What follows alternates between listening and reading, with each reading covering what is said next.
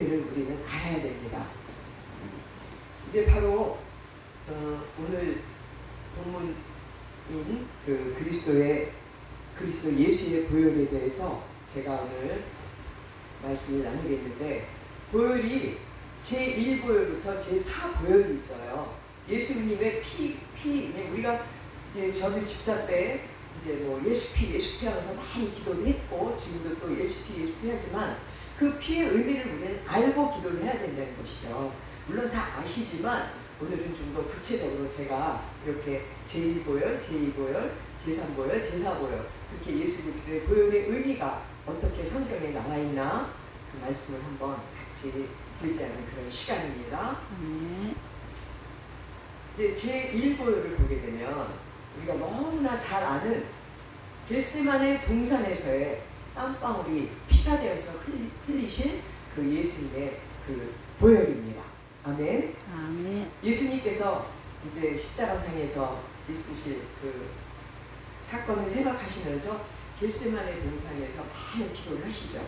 주님은 아주 날마다 그 기도를 하셨지만 제자들은 잘 모르니까 자꾸 떨어져서 자고 있을 때 주님은 그냥 땀방울이 핏방울이 되도록 정말 진액을 그 짜내는, 겟세마네가 그 의미가 무엇입니까? 올리브 기름 짜는 것 아닙니까? 그러니까 올리브 기름을 짜듯이 우리 주님께서는 그 땀이 핏방울이 될 정도로 그 기름을 짜는 듯한 그런 마음으로 기도를 하셨을 때 바로 그 땀방울이 예수 그리스도의 보혈이 됐다는 것입니다. 아멘. 그렇다면 그 보혈의 능력이 무엇인가? 그 보혈의 능력 안에는 그 예수 그리스도의 기도의 능력이 바로 우리를 구원시킬 수 있는 그런 능력으로 나타난다는 것이죠. 그래서 우리가 그 말씀을 믿고 우리가 예수님만큼 기도는 못하지만, 우리가 땀방울이 핏방울이 될 정도는 못하지만, 우리가 정말 진액을 짤 정도로 주님께 간구하는 그런 기도를 했을 때에 그 기도의 능력은 바로 겟세마네 동산에서 예수 그리스도의 보혈의 그 능력으로 우리가 기도할 수 있다는 것이죠. 누가복음 22장 39절로 46절에 나와 있지 않습니까? 예수님께서 뭐라 그러시죠?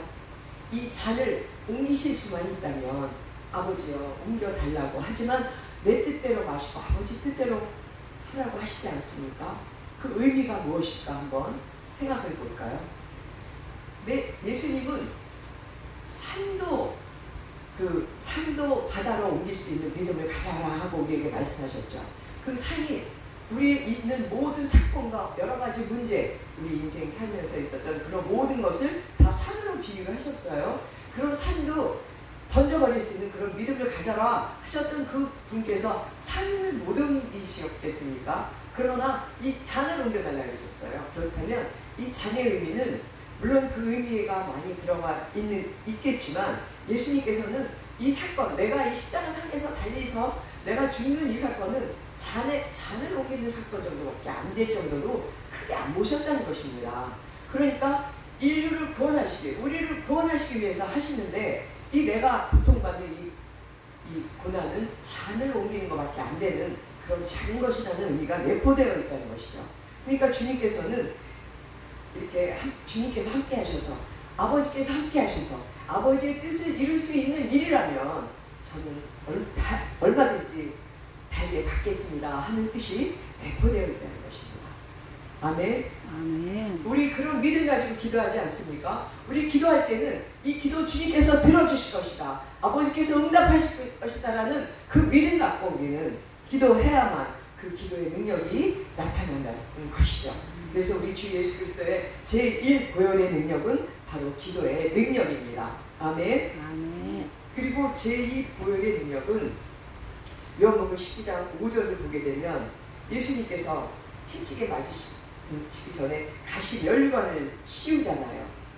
그들이 가시 면류관을 만들어서 예수님께 조롱하듯이 이마에 씌우십니다. 그래서 제2보혈은 이마에서 흐르시는 예수님의 피입니다. 그 가시 면류관, 가시가 찔려서 그 흐르는 그 예수님의 그 이마에 흐르는 그 피의 보혈의 능력은 무엇일까? 과연 그것을 봤을 때 우리가 창세기 3장 18절을 보게 되면 아담과 하와가 범죄하니까 아담이 그 저주로 범죄를 하니까 그 저주로 땅에서 가시덤불과 엉겅퀴가 났다 그랬죠. 그 에덴의 그 아름다운 동산에 아담이 변질이 되니까 그 저주로 인해서 그 땅에서 가시가 나왔다는 것이죠. 가시덤불과 엉겅퀴가 났다는 것이죠. 그 저주를 끊게 하는 예수 그리스도의 보혈의 피인 줄 믿으시기 바랍니다. 가시 멸관의 그 피는 바로 우리의 모든 저주를 깨끗하게, 너희들의 모든 죄를 다 내가 다 안고 가겠노라 하는 의미가 이미 가시 멸관의 피에 내포되어 있다는 것입니다. 그래서 그 아담으로 인해서, 첫 번째 아담으로 인해서 더럽혀진 이 땅의 저주를 우리 주 예수 그리스도의 그 보혈의 가시 멸관의 그 피의 능력으로 깨끗하게 내가 다 이 저주에서 너희들은 깨끗하게 구원시키마 하시는 그런 의미가 있다는 것입니다. 할렐루야. 너무나 가슴 벅차지 않습니까? 정말 이런 말씀 준비하면서도 이렇게 더러워진 이 땅을 우리 주님은 깨끗하게 이렇게 다시 복귀시키시는 분이시구나라는 그런 말씀을 생각하니 너무나 가슴이 뜨거워지더라는 것이죠. 이제 뉴질랜드에 한 선교사가 있었는데, 뉴질랜드에서 그 땅에 많은 주민들이 자꾸 땅이 막 가물고 자꾸 다 부패가 되는 거예요. 그래서 여기는 저주받는 땅이구나 그러면서 선교사님, 우리가 이주를 해야 되겠습니다. 다른 땅으로 옮겨서 다시 거기서 개척을 해서 개발을 해야 되겠습니다 했더니 선교사님이 기도를 해보시더니 뭐라 하시냐면, 여러분들이 다시 옮기면 그 땅이 또 저주를 받습니다. 우리에게 있는 이 저주가 빠져나가야만 이 땅이 다시 부흥이 됩니다 하면서 다 아침 7시 14분에 나에게 오십시오. 그래서 모여서 우리는 회개 기도를 해야 됩니다 하면서 선교사님이 7시 14분에 다 모이게 했어요.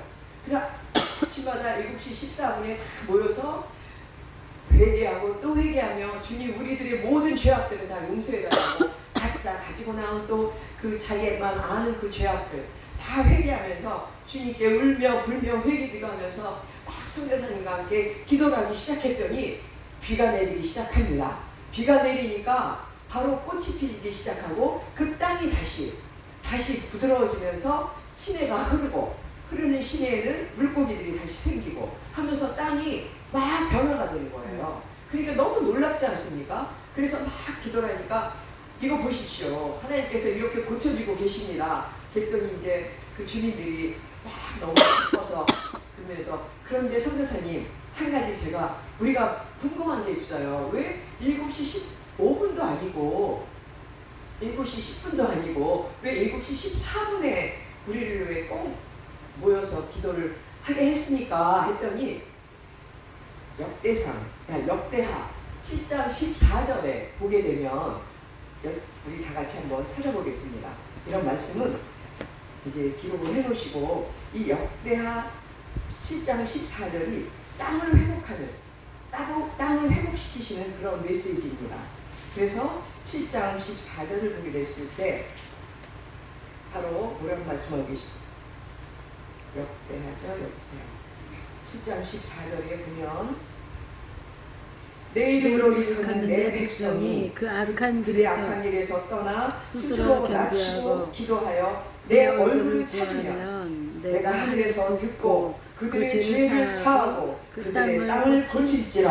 아멘. 이렇게 역대하 7장 14절에 이렇게 말씀하고 계신 것을 선교사님이 날마다 이 말씀을 듣고 기도하고 7시 14분에 잊어버리지 말라고. 이제 우리 여러분들 다 안 잊어버리시겠죠? 역대하 7장 14절은 바로 우리가 회개하면서 땅을 고쳐주시는 그런 말씀입니다. 그러니까 우리가 주님 안에서 회개하면서 이제 악한 길에서 떠나서 우리가 모두 갖고 있는 모든 죄들, 자복죄들, 또 생각나지 않는 죄들 다 생각하면서 회개하고 또 회개하고 자복했더니 주님께서 우리의 죄를 사하시고 우리의 땅을 고쳐주신다 하는 그런 말씀입니다. 아멘. 이 땅에 우리는 여러 가지가 들어가 있겠죠. 꼭 이 보이는 지상의 땅뿐만 아니라 지금 살고 있는 모든 상황과 이런 모든 환경들을 주님께서 바꿔주신다는 뜻이 아니겠습니까? 할렐루야. 그래서 이렇게 우리 이 가시 멸관에 생긴 이 피의 그 능력은 우리의 모든 저주에서 우리를 다시 회복시키신다는 그런 의미의 우리 주 예수 그리스도의 보혈인 줄 믿으시기 바랍니다. 아멘. 할렐루야. 아멘. 이제 제3보혈입니다. 제3보혈은 어렵지 않죠? 제3보혈은 무엇이냐면 채찍에 맞아 흘리신 피입니다.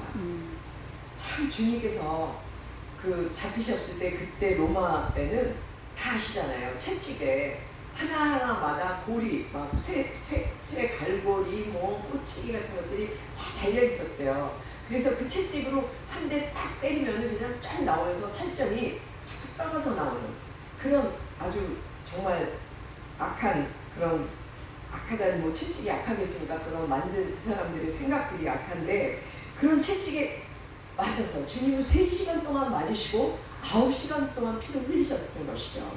그러니까 3시간 동안 맞으실 때에 그 고통도 어마어마하셨지만 9시간 동안 피를 흘리시면서 우리의 모든 죄를 다 안고 돌아가시는 그 피의 그 의미는 무엇이냐면 바로 이사야서 우리가 너무 잘 알지 않습니까?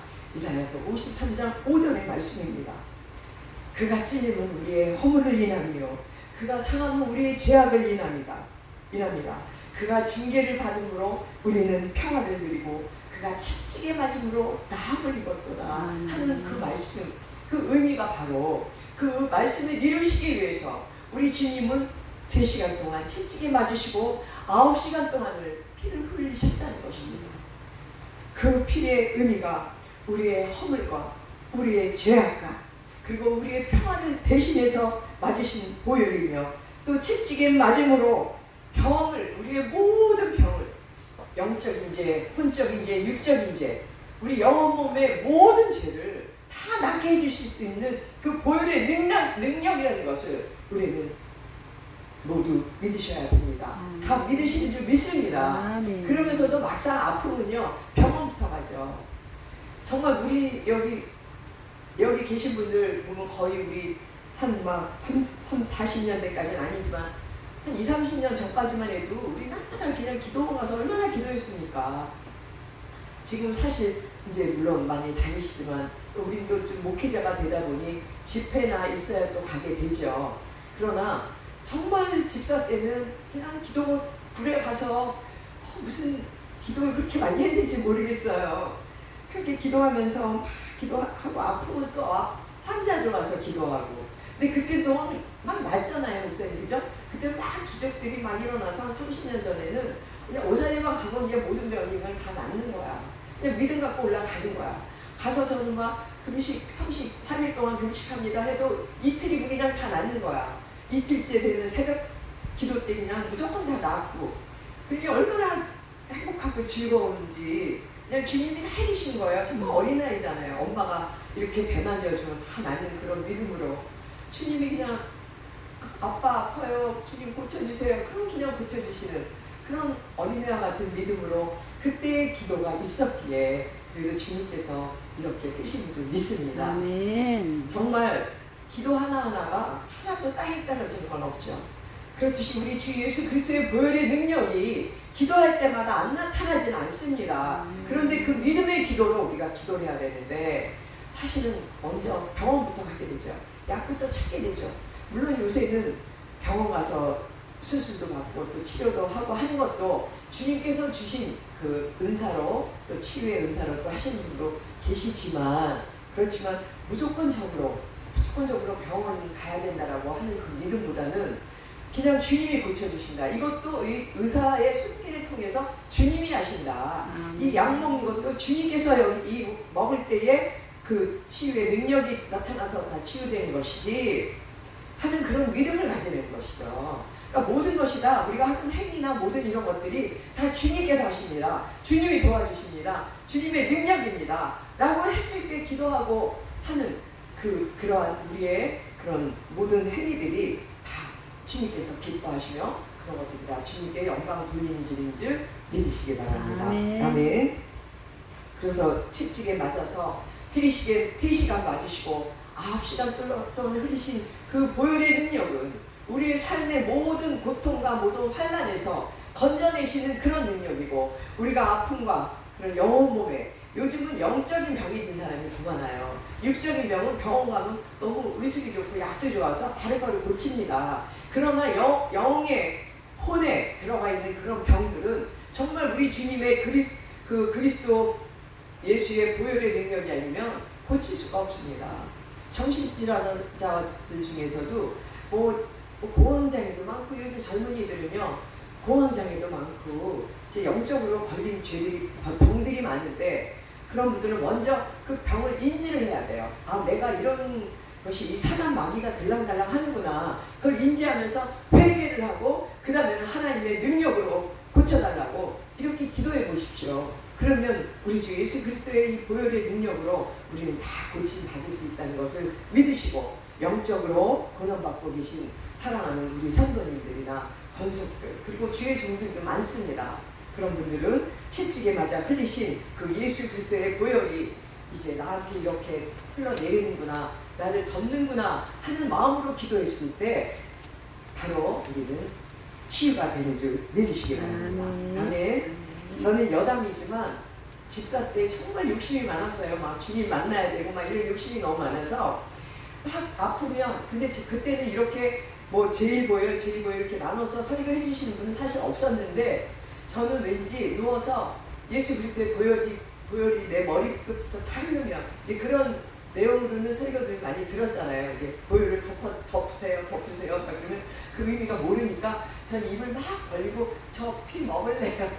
저는 그렇게 기도했어요. 진짜로. 그러면 십자가상에서 이렇게, 근데 지금 보니까 가시 멸관에 그 흐른 피 있잖아요. 그게 뚝뚝 떨어지는 거예요. 그 얼굴이 막 제 앞에 이렇게 계시고 그 피가 저한테 뚝뚝 떨어지면 저는 그걸 막 먹었어요. 그러면서 그 피가 막 흐르면서 그걸 저는 막 기도하면서 참 욕심도 많았던 것 같아요. 그렇게 했던 기억이 납니다. 이 말씀 준비할 때에. 그러니까 여러분들도 혹시 우리 성도님들 계시면 이렇게 한번 해보세요. 그러면 우리가 상상하는 것이지만 그게 믿음으로 하는 거기 때문에 주님의 보혈의 피가 지금 보이진 않지만 영적으로 주님께서 우리를 고치실 수 있다라는 믿음이 고치는 것이니까 그렇게 한번 기도해 보시기 바랍니다. 아멘. 이제 네 번째 제4보혈입니다. 제4보혈이 바로 오늘 본문의 말씀인데, 요한복음 19장 30절로 34절의 말씀이죠. 십자가에서 그 피와 물을 다 쏟으신 그 피에 대한 메시지인데, 이제 번제단에 대해서 제가 잠깐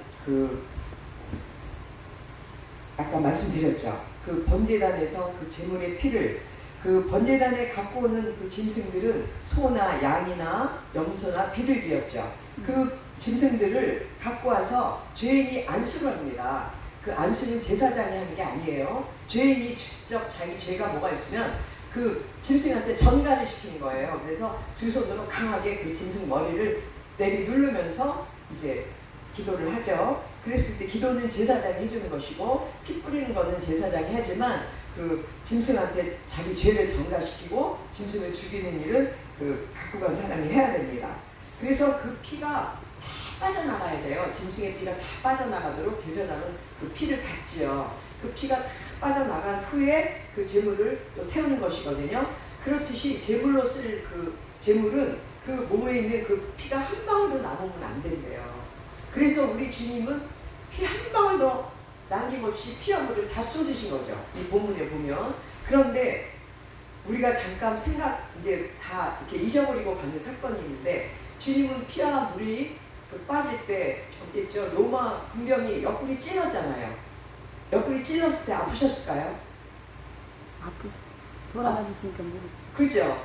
근데 얼마나 아프셨을까 이랬는데, 사실은 주님은 3시간 동안 그 맞으실 때 아프시고 채찍 그 9시간 동안 달려있으실 때 그 고통은 심하셨지만 바로 숨을 거두셨다라고 나오잖아, 본문에. 그 영혼이 떠나시고 숨을 거두신 후에 죽은 걸 확인하고 로마 병정이 만약에 안 돌아가셨으면 다리 꺾었죠. 왜냐하면 두 강도는 다리 꺾었잖아. 이쪽 저쪽 강도는. 근데 예수님은 완전히 숨을 거두신 걸 알고는 그 군병이 다리를 안 꺾었죠. 그건 말씀은 그 구약의 말씀을 이루신 거잖아요. 그래서 다리를 꺾지 않았는데 바로 로마 병정이 그 구약의 말씀을 이룬 거예요. 바로 옆구리를 딱 찌르니까 죽으셨는데 피와 물이 다 쏟아진 거예요. 아멘. 그래서 피와 물이 한 방울도 없이 다 쏟아지게 그렇게 제물이 되셨다는 겁니다. 너무 전 지금 이렇게 말씀 선포하는데도 여기가 막 찌릿찌릿해요. 저는 그 상상을 하면 주님이 그렇게 피 한 방울도 남김없이 다 빼고 십자가상에서 다 빼고 제물이 되셔서 우리를 구원시키시는 그 십자가상에서 그 피, 우리를 구원시키는 그 그리스도 예수 그리스도의 피, 그 그리스도 예수의 그 피가 우리를 구원시키셨다는 것입니다. 아멘. 저는 이렇게 막 찌릿찌릿하면서 막 전율이 흐르는 거예요. 그렇게 나를 사랑하셔서, 목사님 사랑하시고 여러분들 사랑하셔서 그 피 한 방울 딱 그 물 한 방울 남김없이 흘리시는 우리 주님의 그 보혈의 능력, 그거 생각한다면 우리는 그 빚을 갚아야 되지 않겠습니까? 예수 그리스도의 그 빚을 우리는 갚아야 돼요.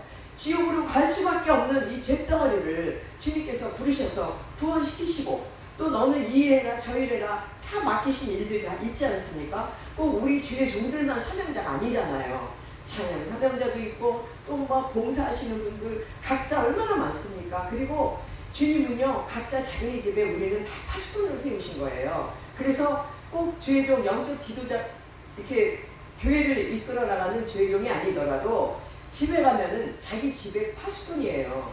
파수꾼이 뭡니까? 사단마귀가 쳐들어오면 바로 그 사단마귀 못 들어오게 막으면서 같이 보호하는 게 파수꾼의 역할인데, 자기 각자 자기네 집을 파수꾼으로 세웠기 때문에 여러분들은 목회자가 아니더라도 집안에 있는 가족들을 위해서 기도하면서 그들의 영혼을 구원시키도록 해야 되는 것이 바로 하나님께서 주신 사명인 줄 믿으시기 바랍니다. 나만 구원받자고 나만 천국 가자고 하면 안 돼요. 내 가족들이, 내 남편이 구원 못 받거나 내 자녀들이 완전히 구원 못 받았다면 책임지고 그들을 위해서 기도하시겠지만, 그들이 완전히 구원받을 수 있도록 해야만 천국 가서 주님이 너 지금 뭐하다 왔니? 너 내가 맡긴 그 맡긴 자들 지금 뭐했냐? 그럼 책망받지 않겠습니까? 주님 책망하시죠 당연히. 그 고린도후서 5장 10절에 보면은 그리스도의 심판대가 나오잖아요. 그리스도의 심판대에 가서 행위대로 생명책이 기록되어 있고 행위책이 기록되어 있는데, 우리가 생명책이 기록된 대로만 한다면, 주님과 함께 동행하는 행함이 있는 믿음으로 갔다면 그 행위에는 없대는 것이요 깨끗하게 지워진 거거든요. 그러니까 행함이 있는 믿음대로만 주님 따라서 가면 우리는 완전히 우리 뭐 다 천국 당연히 가죠. 그런데 맡긴 자들을 만약에 소홀히 했다면 가서 책망받지 않겠습니까? 그래서 두려워하셔야 됩니다. 우리가 구원받는다고 해서. 그리고 또 뭘 두려워해야 되냐면 주님 속히 오시옵소서 하는 것이 얼마나 두려움인지 모릅니다. 주님이 오실 때는요 바로 구원과 심판을 이루려고 오시는 거기 때문에, 내가 혹시라도 요만큼이라도 심판받지 않았나, 내가 회개한 게 없나 생각을 해야 돼요. 날마다 회개를 해야 됩니다. 그래서 날마다 회개하면서 내가 날마다 깨끗해져야 돼요. 그러니까 주님한테 우리가 처음 구원받은 그때는 정말 너무 깨끗했잖아요. 그러니까 날마다 너희는 첫사랑을 회복하라고 에베소 교회에다 말씀하셨듯이 우리 첫사랑이 날마다 회복돼야 돼요. 그러니까 내가 항상 깨끗해야 돼. 그때랑 똑같아야 되는데 시간이 지나면 지날수록 영적으로 성숙되는 것 같은데 영적인 죄도 혹시 짓고 있지 않나, 우리는 내 자신을 점검해 봐야 됩니다. 그래서 기도할 때마다 핏방울 물 하나, 그 피 하나, 핏방울 하나 다 남기지 않으시고 다 빼내신 주님, 그 주님의 모습을 한번 생각을 하신다면 정말 내가 혹시라도 주님의 뜻에 어긋나게 사는 것이 아닌가, 그것을 내 자신을 점검해보다 보면 회개거리가 당연히 나오더라는 것이죠. 저는 여러분도 그럴 줄 믿습니다. 그래서 정말 회개의 영을 부어달라고, 기억나지 않은 것이 있으면 회개하게 해주세요. 날마다 나를 쳐서, 사도 바울같이 그렇게 정말 큰 종도 날마다 나를 쳐서 날마다 중노를 하지 않았습니까? 그러니까 날마다 나를 죽이는 그런 저와 여러분이 되셔서 우리 주 그리스도 예수의 보혈로 날마다 씻김 받아야 돼요. 그래야 날마다 언제 주님 언제 오실지 모르잖아. 오늘 밤에 오실지 내일 오실지 이건 주님만 아신다 그랬죠. 그런데 우리가 깨어있는 사람에게는 도적같이 안 오세요. 날마다 깨어있기 때문에 언제와 우리는 겁이 안 나잖아. 그죠? 그런데 깨어있지 않고 잠시 주님을 떠날 거나 이런 분들한테는 도적같이 오는 것이 되죠. 그러나 우리가 날마다 깨어있고 그러면 주님이 오시는 나팔 소리를 우리는 들을 수 있다는 것입니다. 주님께만 계속 포커스를 맞추고 있다 보면 주님 오시는 거 우리는 도둑같이 안 오세요. 그리고 날마다 주님의 그 피, 오늘 제가 제1보혈, 제2보혈, 제3보혈, 제4보혈 이렇게 주님의 보혈에 대해서 나눠서 이 말씀을 가지고 그 피를 한번 생각해 보시면 정말 내 자신이 너무 부끄럽고 정말 주님 뜻대로 살아야 되겠다라는 생각을 하실 수 있도록 오늘 이 말씀이 능력이 되고 말씀이 생명이 되어서 각자 변화될 수 있는 그런 시간이 되시길 주님의 이름으로 축원드립니다. 기도드리겠습니다. 주님 감사합니다. 이 부족한 여정을 통하여서 주님께서 그리스도의 보혈의 능력이 제1보혈부터 제4보혈까지 어떻게 나타나는가, 우리를 구원시키신 그 십자가 상에서 피와 물을 모두 쏟으신 우리 주님을 생각했을 때 내가 얼마나 안이하게 살고 내가 너무나 편안하게 살고 있지 않나, 그런 생각을 하며 살아갈 수 있는 모든 주님의 권속들이 되게 하여 주시옵소서. 아멘. 주님 성립교회 부흥시켜 주시고 이제 성립교회에서 이 말씀 듣고 변화 성숙될 수 있는 그런 시간들이 되게 하여 주시옵소서. 감사드리오며 살아서 역사하시는 우리 주 예수 그리스도를 받들어 간절히 기도드렸사옵나이다. 아멘. 이제 축도를 마치겠습니다.